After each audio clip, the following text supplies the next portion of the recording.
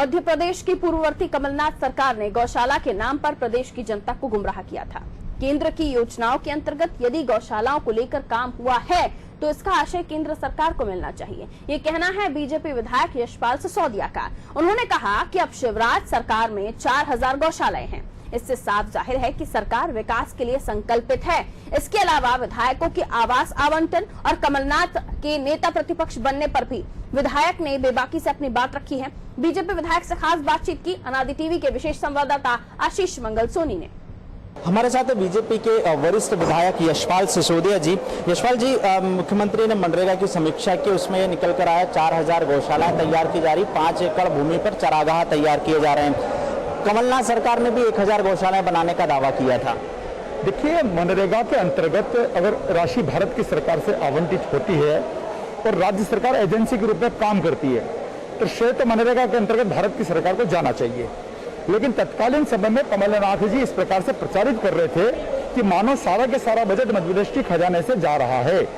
और जब हम क्षेत्र में जाते थे तो अभी जो स्पीड पकड़ी है, मैं कह सकता हूं कि कमलनाथ जी की सरकार के समय अगर मेरी विधानसभा क्षेत्र में 3 गौशालाएं सिलेक्ट हुई थी, आज वर्तमान दौर में माननीय शिवराज जी के नेतृत्व वाली सरकार में उसी क्षेत्र में मैंने अभी 10 अनुशंसा करी है और 10 गौशालाओं की जमीन आवंटित हो गई है और उनका जो निर्माण का कार्य है वो अतिशीघ्र शुरू होने वाला है। हम तो कांग्रेस की उस सरकार से पूछना चाहते हैं, तत्कालीन सरकार से, जिन्होंने गोचर की भूमि ही खा गए थे और बिल्कुल जीरो पर ला दिया था। चरागाह की भूमि पर पट्टे दे दिए गए थे और वोटों की राजनीति के खातिर गायों को और पशुओं को चारा नसीब नहीं होता था। अगर आज समीक्षा के दौरान ये बात आती है कि 5000 हेक्टेयर जमीन चरागाह के लिए सुरक्षित की गई है तो मैं माननीय मुख्यमंत्री जी को इस बात को लेकर के धन्यवाद देना चाहता हूँ। लेकिन सर, 1000 गौशाला बनाने के लिए इतना प्रचार प्रसार किया कांग्रेस की सरकार ने कि मानो बीजेपी सरकार ने कभी गौशाला के लिए काम ही नहीं किया। ये कहावत है कि नाचे कूदे बांद्रा और खीर खाए फकीर। अब ऐसा प्रचार कर रहे थे और जब आप देखेंगे तो गौशालाओं पर जो बोर्ड लगे हुए हैं वो सारी की सारी राशि मनरेगा के अंतर्गत है। अगर 80-20 का भी रेशो होता है तो 80% फीसदी तो राशि भारत की सरकार आदरणीय मोदी जी के द्वारा प्रदत्त किया गया था। लेकिन कांग्रेस की सरकार उस बजट को प्राप्त करके ऐसे कूद रही थी, ऐसे नाच रही थी जैसे मध्य प्रदेश की खजाने में से सब कुछ जा रहा था। हम तभी कहते थे कि ये योजना आपकी नहीं है, आप खाली माली श्रेय लेने का काम कर रहे हो और उन्होंने सिर्फ श्रेय लेने का काम किया। आज आवास समिति के आप सभापति हैं, आज विधायकों को फ्लैट आवंटित किए जा चुके हैं, कई प्रक्रिया जारी है।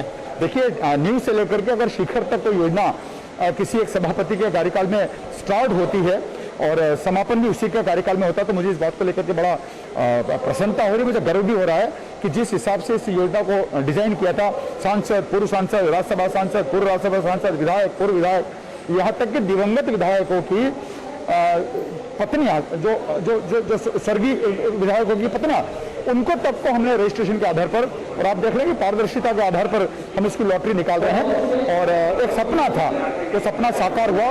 जो यहाँ पर अतिक्रमक थे उन अतिक्रमकों को पट्टे दिए गए, उनके मकान बना करके दिए गए और जिस प्रकार से यहाँ ऊबड़ खाबड़ जगह थी, रचना टावर की योजना लगातार जब से मैं दूसरी मर्तबा का विधायक हुआ हूँ, दूसरी मर्तबा के विधायक से लेकर के तीसरी मर्तबा के विधायक तक इस आवास समिति का अध्यक्ष होने का मुझे सौभाग्य मिला है। और जब हमने तत्कालीन समय में माननीय मुख्यमंत्री शिवराज जी के सानिध्य में जब इसका हमने शिलान्यास किया था तो आज लोकार्पण की स्थिति भी उन्हीं के कार्यकाल में आ रही है। अब ऑफिशियल तौर पर ये लेटर जारी कर दिया कांग्रेस ने कि कमलनाथ ही नेता प्रतिपक्ष होंगे। अब तक केवल कांग्रेस बयानबाजी कर रही थी, लेकिन लेटर अभी कुछ दिनों पहले जारी किया। अब क्या सत्र को लेकर कमलनाथ को किस तरह देखते हैं आप नेता प्रतिपक्ष के रूप में? देखिए, प्रतिपक्ष की जो भूमिका होना चाहिए उसमें कितने सही साबित होंगे वो तो हाउस का फ्लोर चलेगा तभी मालूम पड़ेगा। लेकिन कुल मिलाकर के माननीय कमलनाथ जी मुख्यमंत्री थे तब भी नहीं घूमते थे और आज जब नेता प्रतिपक्ष की भूमिका में है तब भी नहीं घूमेंगे क्योंकि वो आराम तलब नेता है। अब ये उनका अंदरूनी मामला था, विधायक दल की बैठक में अगर उन्होंने तय कर दिया था तो चिट्ठी लिखने में क्या दिक्कत आ रही है?